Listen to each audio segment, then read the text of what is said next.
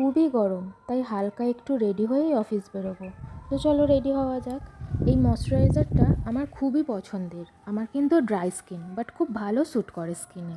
আর এই সানস্ক্রিনটা তো অনেকেই জানো, অনেকেরই এটা খুব পছন্দের সানস্ক্রিন।